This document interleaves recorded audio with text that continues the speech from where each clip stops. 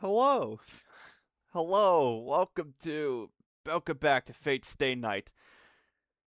Attempt number 7. So this video is a long time in the making in that it took me 7 attempts to make it. Don't mind the green. It took me 7 attempts to make it, and I had to change computers once and reset a computer once. So, fun. Anyway, I'm going to see what I can get done before it decides to die on me again. Alright? Alright. I'm gonna fire. Houses crumble and people burn. No matter where I go, all I see is crimson. This is what I saw 10 years ago. It's a long forgotten memory of the past. I run through the scenery recreating what happened. I know it's a nightmare, but there's no way to escape. I run and run. I keep running. Every time the scene ends with me as a child running out of energy and getting rescued. I'm going to hope I can record all of what that I want to record today without it fucking up. It could freeze. It could crash.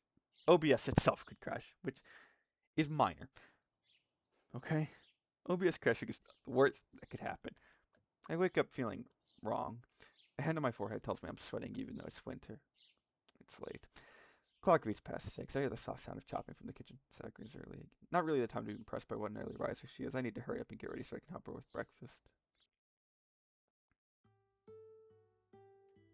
Shirou, 今日どうするのよ。土曜日だから午後はアルバイト? No, not today. I might help Issei out. Why do you ask?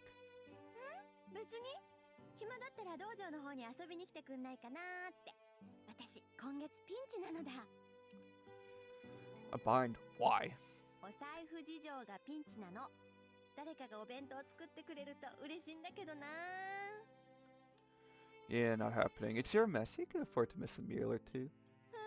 で、シロウには期待してないもん。私が頼りにしてるのはさくらちゃんだけなんだから。ね、さくらちゃん。はい。私と同じものでよろしければ用意しておきますね、先生。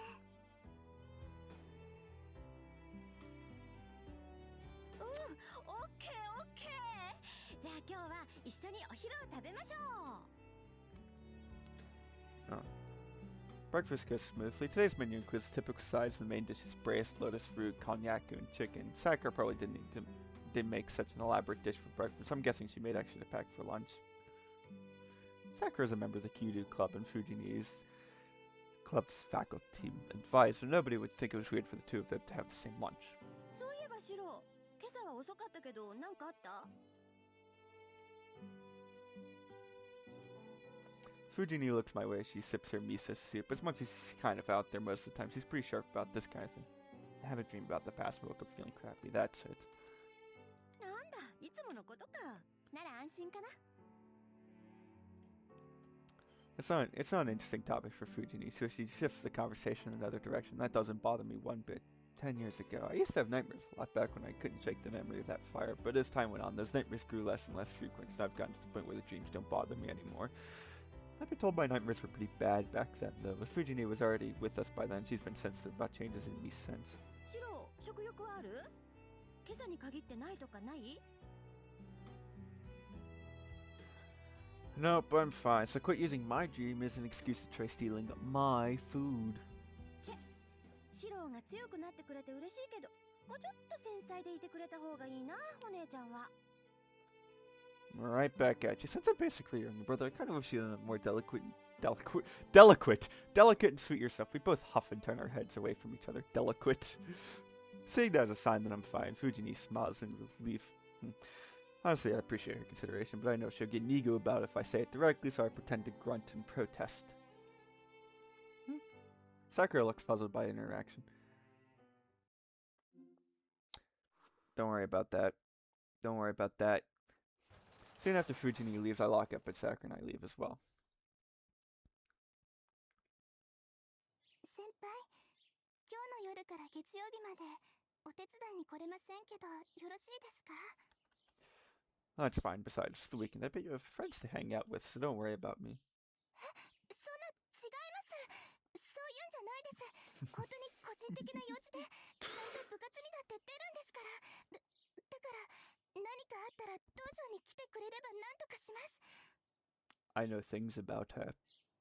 but I won't reveal them yet. 別に土日だからって遊びに行くわけじゃないです。だから変な勘違いはしないでもらえると助かります。Nani? Sakura's acting suspicious, or rather, she seems nervous. I don't know why, but it's probably just that she can't come over the weekend. Yes, it's totally that, Shirou. It's totally that. Got it. I'll go to the dojo if I need anything. はい、そうしてもらえれば嬉しいです。 Sakura sighs in relief, but the moment Sakura lowers her gaze, her expression stiffens. 先輩って。 Hmm? Sakura's staring at my left hand. I look down and see blood trickling from it. Huh? I pull up my shirt sleeve. Yep, blood.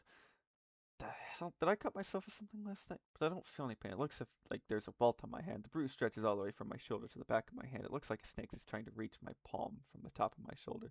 Well, it doesn't hurt. I'm sure it'll go away soon. I don't think it's anything to worry about. はい、先輩がそう言うのでしたら気にしません。 The sight of the blood probably made Sakura sick since she's keeping her head down.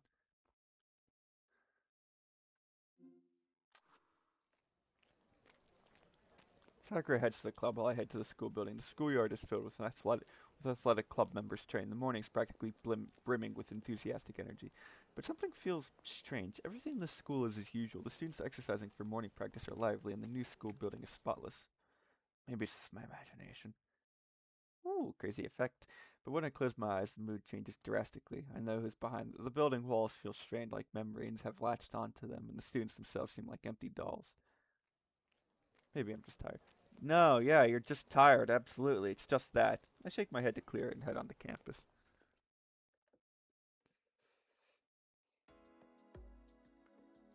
School ends early on Saturdays. Classes end in the morning, but by the time I finish helping Issei, the sun is starting to set.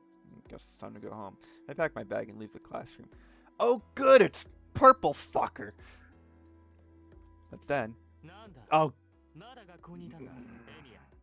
You're such a fucking smarmy dick. I hate you. I run into Shinji. There are a few girls behind him making a small commotion. If I break my policy on not speaking over voice actor lines, God, this dick!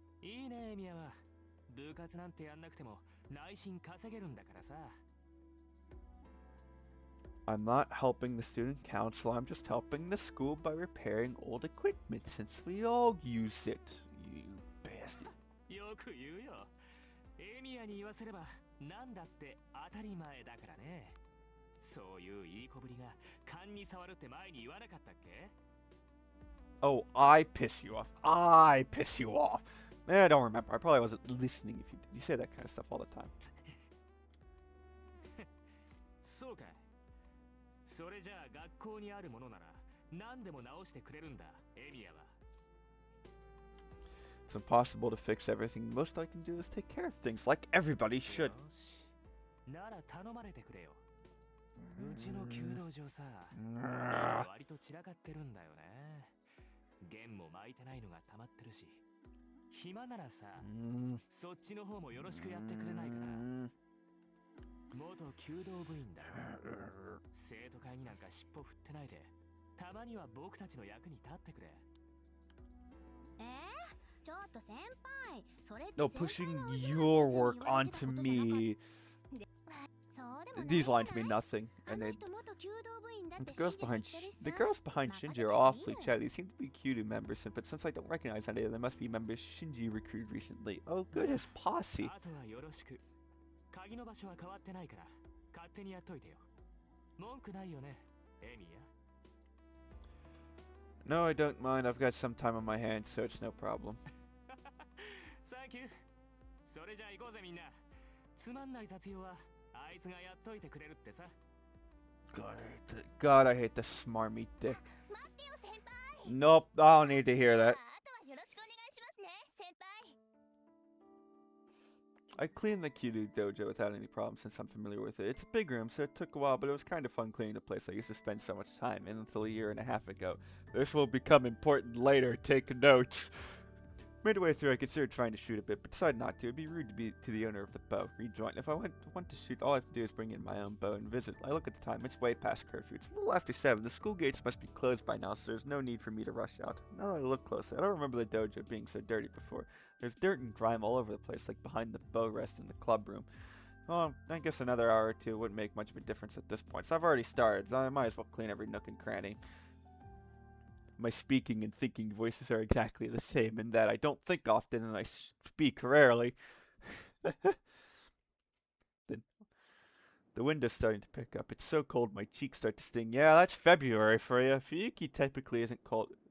Fuyuki typically isn't cold at night during winter, but tonight's certainly an exception. My breath fogs the air with every exhale. Yep, that's February, all right.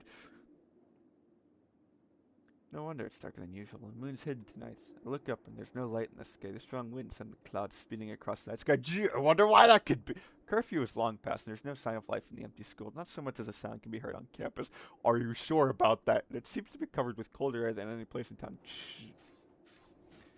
Not so much as a sound, huh? I think I heard something. I do hear something. Is it coming from the schoolyard? That night under the frosty sky. I guess I just got curious about the sound that broke the hushed silence, so I headed toward the sound to investigate. Are these your memoirs? Are you writing this down? Because no one will believe you. I go to the schoolyard. Is that people? It looks that way, at least from a distance. It's just so damn dark. I need to get close if I want to find out more. The sounds grow louder, more intense. I know that sound. It's clashing metal. It sounds like a fight. So stupid. What the hell am I thinking? I'm being stupid, obviously. Who would ever find a school courtyard with weapons like that? And then, it was probably a gut instinct that sensed the danger, maybe keeping out of sight as I approached this. Just a stroke of luck. Whatever the reason, I hid behind a tree big enough to conceal me, and took a closer look at the source of the sound. There, my mind froze. I can't comprehend what I'm saying. A man in red and a man in blue. The two of them are clad in armor, so ancient, several steps beyond old-fashioned. It's a ridiculous sight, but their rapid, deadly movements make clear that their fight is no joke. I don't understand. I can't even follow their movements. They're too fast. Their movements look so surreal, so my mind can't function properly. The sound of their clashing weapons is the only thing convincing me the two of them are actually fighting to the death.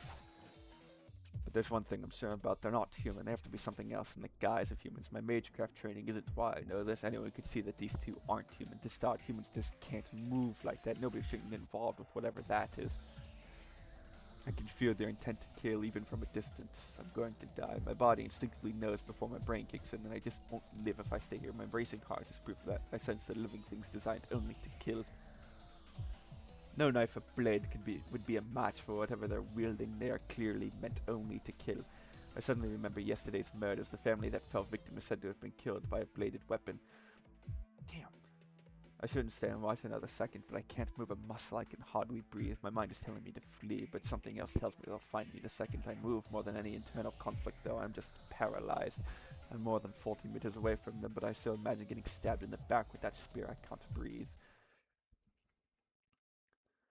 The sound stopped. The two figures separate and stand facing each other just as I'm starting to feel a sense of relief that the fight's over. Another stronger sense of...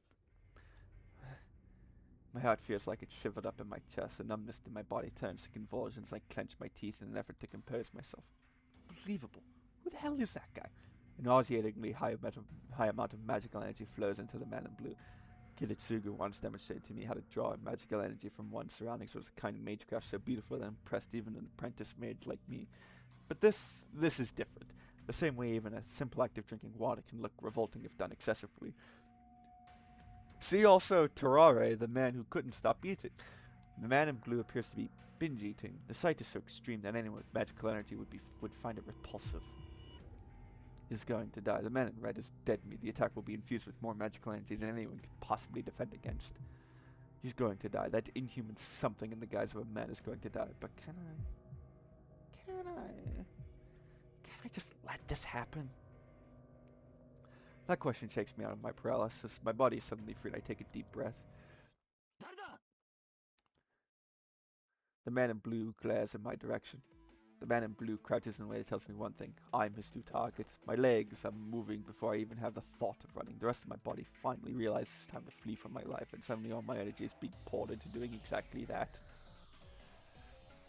I don't remember where I ran through ran through how I got there, but I'm in the school building.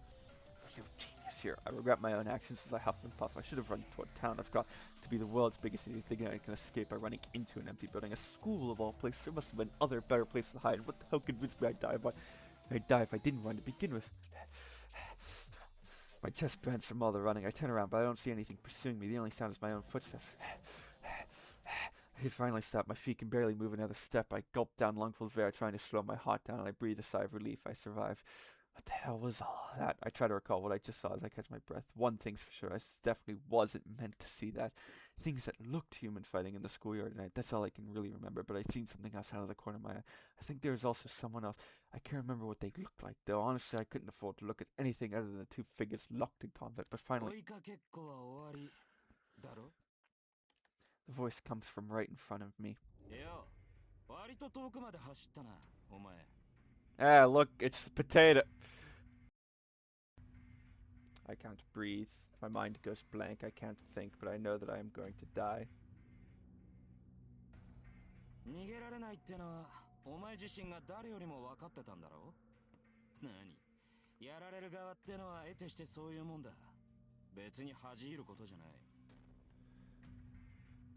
And with that, he raises his spear.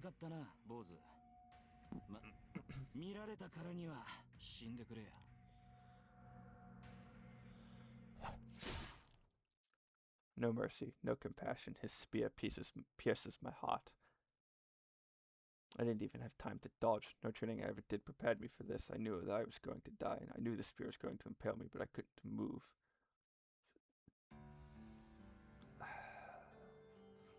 The world distorts around me. My body grows cold. Numbness creeps from my fingertips into the rest of me. I cough up blood once.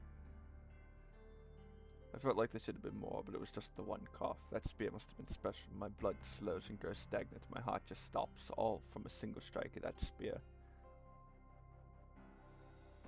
I can't see anything. I don't feel anything. I'm like a jellyfish floating in a dark sea at night. I stopped feeling pain long ago. The world has turned white. I'm the lone dark spot, so rather than being aware that I died, it just feels like everything around me has ceased to exist. I know this. I experienced the same thing 10 years ago. This is what dying feels like.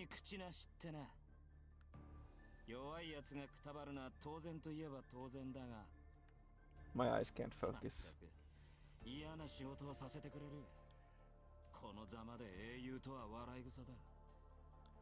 I can only hear his voice.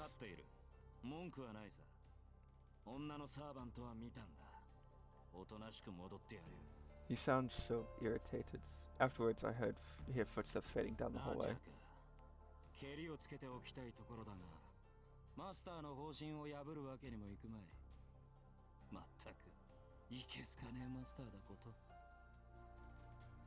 The voice suddenly disappears. He must have jumped out the window. Afterwards, the footsteps I heard earlier stop. There's an awkward silence, then footsteps again. I can't hear that well anymore.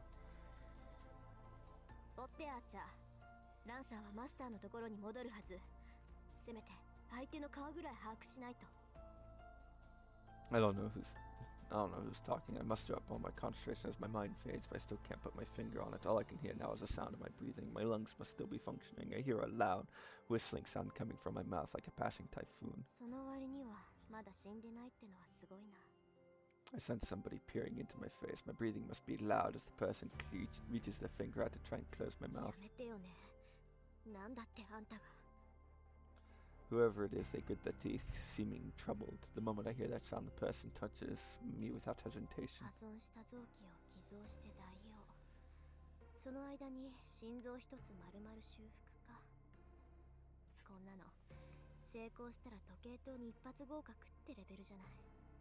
The voice sounds distressed, but at that moment, my fading consciousness finally flickers to nothing. Sensation returns to my body slowly, little by little. My bodily functions return, like dewdrops trickling down a leaf. Drip, drip. What's going on? The person hovering over me is sweating intensively, focusing on where their hands are pressed against my chest. The next thing I know, the palm over my chest grows extremely hot. It's so hot, my corpse jolts and my cold, stagnated blood starts to flow again. I sense the person take a deep breath and sit down. I hear something fall. 仕方ないか。ごめんなさい、父さん。あなたの娘はとんでもなく薄情者です。 That was it. The person mocks himself and leaves. My heart resumes beating, and then I finally pass out. But it's not the everlasting sleep I expected. I fall into a slumber bound to wake again.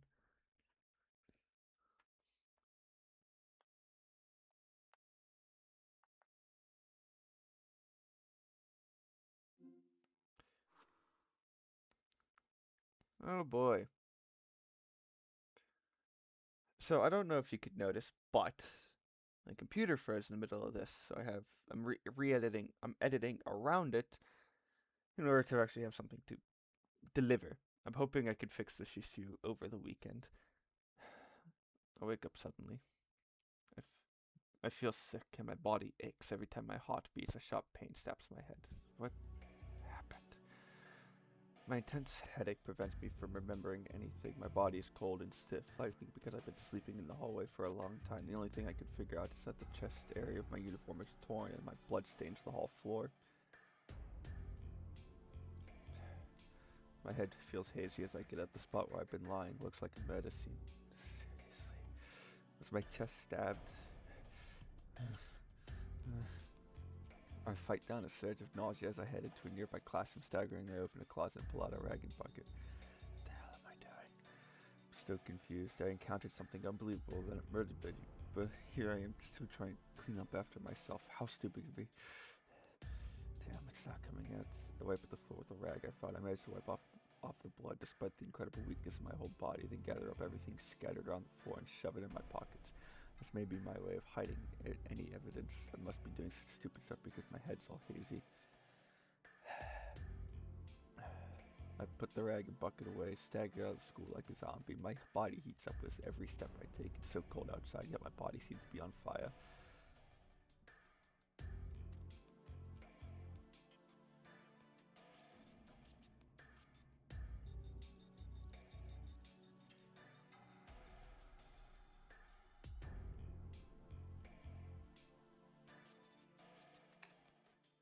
By the time I reach my house, the date has changed. There's nobody in the house. Sakura and even Fujini left long ago.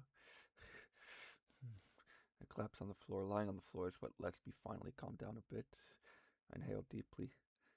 My heart feels like it cracks every time my chest expands to draw in air. Actually, it's the opposite. It's not my heart that's cracking. The hole in my heart was just patched up, so expanding my chest opens the wound. So I really was almost killed. That's also not true. I wasn't almost killed. I was killed. But someone saved me, and now I'm alive. I wonder who it was. I'd really like to thank them. If they were in the area, it means they could be involved with the people fighting, but it still doesn't change the fact that they saved me, so I need to thank them properly one day. The moment I drop my card, the pain returns. At the same time, nausea strikes me. I sit up to hold the nausea at bay. I place my hand on my bare chest where the uniform is torn. I might have been saved if my chest was, as a matter of fact, pierced. That feeling, the agony of the spear tip piercing my chest, isn't something I can easily forget. I have nightmares about this for a while. When I close my eyes, I feel a spear thrust again. I try to shake that delusion off, and I make every effort to regain my composure. Good. I'm calming down. This must be my thanks to my nightly training. My thoughts clear as I take slow, deep breaths. The fever and nausea abate a bit. So about what happened? The man in blue and the man in red. They look human, but I know they're not. They could have been ghosts of some kind, but I've never heard of ghosts having forms that allow them to interact with humans like that. That thing was talking, which makes it a little hard to believe it was a ghost if it had a will of its own. From what I've heard, the only spirits that possess physical bodies are elemental types. But I thought elementals don't look human. Well, that's not the issue here. There's a more fundamental issue. Those two were trying to kill each other, and there was a robbery and a murder at a house nearby. Eerie stuff like that has been plaguing Fuyuki lately. With all of this in mind, the only conclusion I come to is the situation is out of my control. If only the old man was alive right now. I guess I was kind of whiny, but I'll put it down to the patched up chest wound that still feels so raw. I already decided to do whatever I can, even if I don't understand what's going on. I can complain later. First of all, I need to decide whether I should get involved or not. The bell on the roof of the house rings. No matter what anyone says, this house is still the mage's house. A bounded field is set around it. If there's ever an intruder in the area, an alarm rings. A burglar at this hour? I berate myself for my own idiocy. Of course, it's not a burglar. Given the timing right after the weird incident, it's definitely an intruder. It's no burglar. It's an assassin here to take a life, not property. Because that man said so itself. You saw what you saw, so you gotta die. The house is dead silent. The same murderous intent I felt at school creeps closer through the hushed darkness. I gulp. A chill prickles the like needles along my spine. It's no illusion. It's not my imagination. I know the moment I leave this room, I'll be stabbed again. I desperately try to contain my scream. The instant I scream, the assassin will just leap right in and kill me. And that would just be a repeat of what happened before. I'm not prepared. I'm going to be badly good. My breathing grows labored as soon as that thought crosses my mind. I'm mad. I'm mad at myself for being afraid, and I'm mad that I've put myself in a situation where I'll so easily lose my life after it was saved earlier this same damn day. I grip my teeth and hold my hand tight over my wounded chest to restrain myself. I need to get used to this. This is the second time. This is the second time I'm about to die. That alone motivates me not to die so pathetically as last time. Am I not a mage after all? And if I can't even defend myself from this, what were my 8 years of training for? Fine, bring it on. I'm not going to agonize over complicated things anymore. Right now, I just need to drive away whoever's in here. I need to find a weapon. I may call myself a mage, but the only thing I can do is reinforce something that might work as a weapon. You need a weapon to fight, after all. There's plenty of things that might work as a weapon in the storehouse, but I'm not anywhere near there. If I leave the living room and get ambushed, I'm just going to expose myself, and it'll be a repeat of what happened earlier. It won't be easy, but I've got to find a weapon here. Something long and thin would be good. My opponent's weapon of choice is a spear, so a knife would be all but useless. A wooden sword would be best, but obviously I don't have one just lying around. Something around here that might be suitable as a weapon. Well, there's only the poster and Fujini left.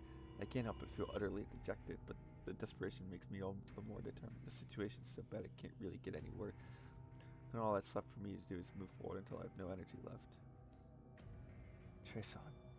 I speak my incantation. I inject magical energy into the rolled up 60 centimeter poster. I try to imbue as much magical energy as I possibly can into the poster to solidify it, since it needs to work as a weapon to go up against that spear. Composition analyze. I focus my consciousness. Magical energy permeates the poster as if I'm staining its fibers with my own blood. Composition reinforce. I feel that I've hit the end. Right before magical energy spreads throughout the poster and spills out, I say, trace off. I cut off my connection with the poster. I tremble with excitement. The poster is hard as steel, but its weight remains the same as before. It's turned out greatly for a hastily improvised sword. How long has it been since my strengthening magecraft succeeded? My magecraft hasn't worked ever since Kitetsugu died, and so for it to succeed at a time like this seems ironic.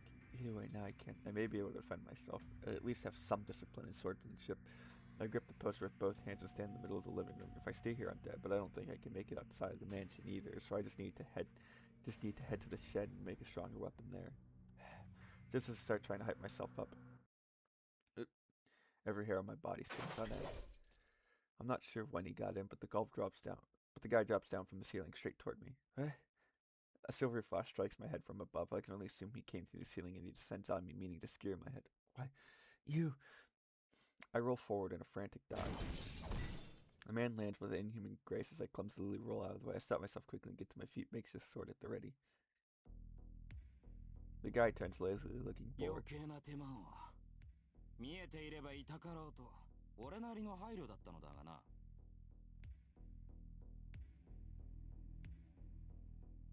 He shifts the spear to his other hand in a slow, fluid moment.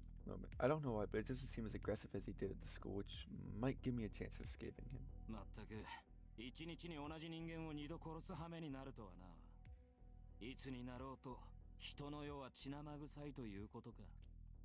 He's complaining to himself like I'm not even here. I slowly retreat back out of the room, only a few more meters until I reach the window. I run out, and it's only about 20 meters to the shed once I reach the yard, and I should quickly...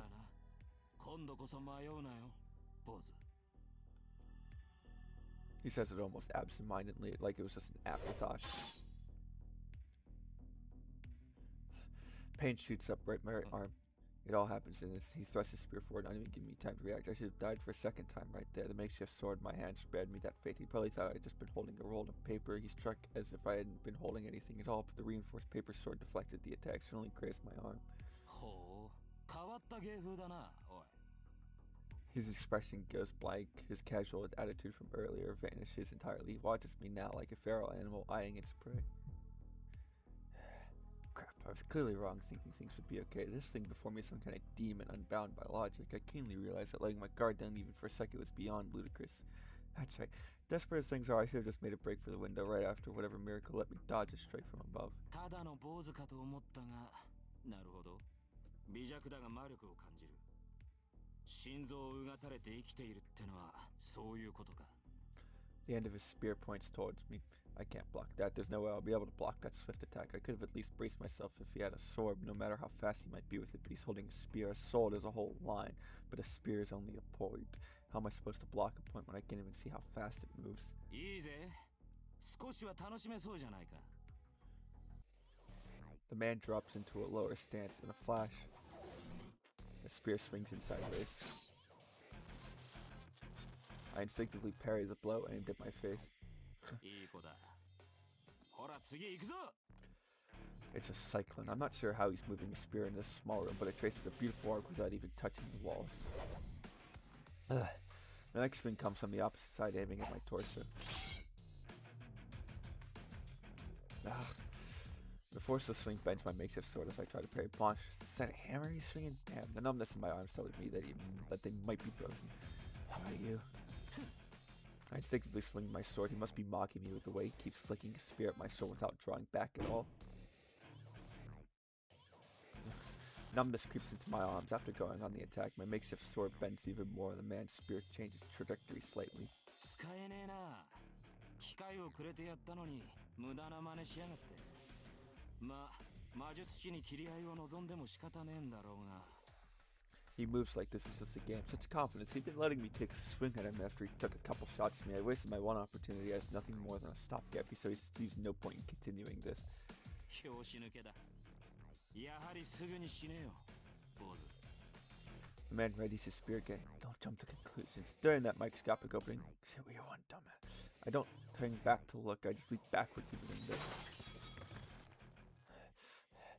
My back shatters the window and I roll out into the yard. I roll a few times, spring upward, and I blindly make my next move. I twist my entire body and swing behind myself. I manage to bat the man's spear aside and he hesitates for just an instant. I knew it. If I jumped out the window, he was going to have to chase after me and he would catch up to me and go in for the kill before I had a chance to get up. So I expected his fatal blow and swung my sword to the side with all the might. It was a risky move. He'd have killed me if I'd been even a second late, and I'd have been just as dead if I was early too. But knowing the incredible gap in our skill, I figured there's no way I could have been early. The only thing I had to do was to get up as quickly as I could and parry the attack I knew would be coming at my back. The gamble pays off. My swing deflects his spear. I quickly reposition myself. Now I just need to run to the shed while he's still confused. 飛べ。 Huh? He's not holding the spear anymore. Now he's right in front of me. He turns on the spot in a roundhouse kick. Scenery goes flying by. My chest goes numb where he kicked me. I can't breathe. It's a big surprise. I'm actually flying through the air. I never thought a guy kicking me would send me into the air like a damn ball. I fall hard onto my back. I slam into a wall, the impact likely breaking my back and slide down to the ground.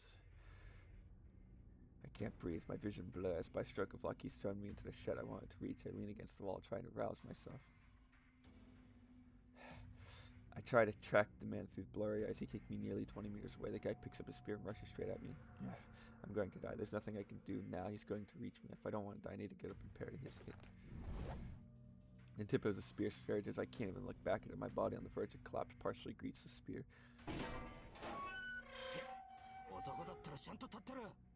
What dumb luck. My knees give out. I can't hold myself up. The spear goes over my head and violently impales the shed's heavy door, pushing it open. And this is my last chance. If I can only get inside the shed, there should be something I can use this weapon. I crawl into the shed on all fours, just then. He launches the spear at me. Damn you. I block it. I open up the rolled up poster to create a single-use shield. The impact makes a dull sound. The poster unrolled probably isn't as strong. It blocks the spear, but it tears apart, returning to a normal bit of paper. The spear's impact flings me against the wall. I fall on my butt and try to get my heart beating again after it feels like it's trying to quit on me. The moment I raise my head to try and grab something to use as a weapon.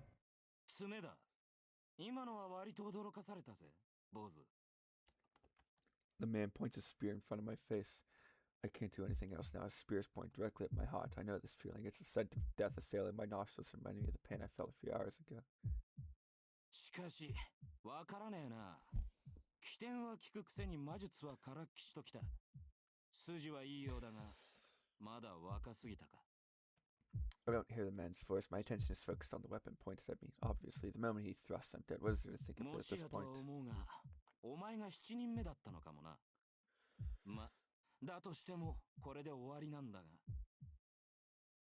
His arm jerks. I wasn't able to see his movements earlier, but now I see every last one in slow motion. There's a bolt of silvery light at the tip of seems like it's being drawn towards the heart. My heart, the blood will gush from the wound in just a second. I know this feeling, the sensation of iron piercing my body, the taste of blood will well up in my throat, the feeling of the wolf around me fading. I experienced all of it earlier today, and now I'm going to have to experience it again? Really? I don't understand. Why do I have to be the one who goes through this? This is bullshit. No, I can't die in vain in a place like this. If I was saved, I can't just die like this. I need to live to fulfill my obligations. I won't be able to do that if I'm dead. The spear is still going to impale me, though. The tip will tear through my flesh, break my ribs, and bore into my heart. I'm mad. It shouldn't be so damn easy to kill people like this. I'm going to die, and it's bullshit. I'm going to die twice in a single goddamn day. Everything is fucking bullshit. And I'm going to die, and I didn't even have the opportunity to be afraid of this whole goddamn mess. No way in hell. I'm not gonna let myself die senselessly to the likes of you. It is the absolute right word for this moment. Like magic. A figure appears out of a bright light shining from behind me. I can't think. All I know is that the figure is a girl. I hear a high-pitched sound. I hear the moment the figure appears, it pushes aside the spear pressed to my heart and steps between me and the man without missing a beat. He tries to regain his composure after his spear is pushed aside as the girl brandishes something in her hand. Sparks fly. Hard metal clashes and sparks fly again. The man stomps his foot after blocking the woman's attack. He must have realized he's at a disadvantage because he leaps out of the storehouse with bestial agility. She must intimidate him, but she quietly turns towards me.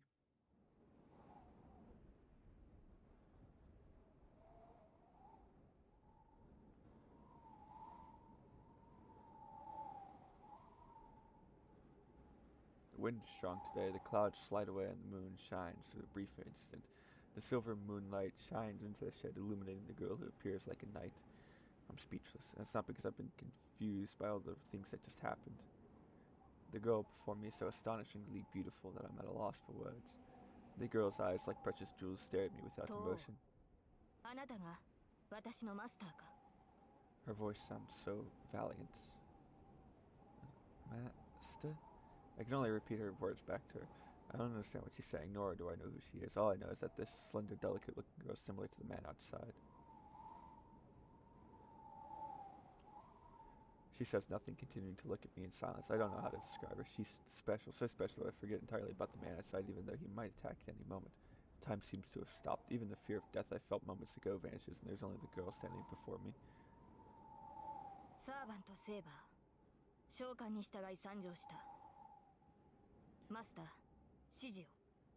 It's the second time she speaks, and the moment I hear the word master, then the name Seiba goes in my ears. Pain shoots through my left hand. It's hot, like being branded by an iron. I unconsciously press the back of my left hand. Taking that as a sign, the girl silently nods her beautiful head.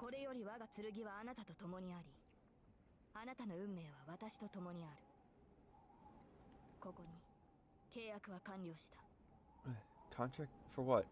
I'm still a mage in training, so I understand what those words mean, but the girl doesn't respond to my question. She simply looks away with the same grace as she's shown when she nodded.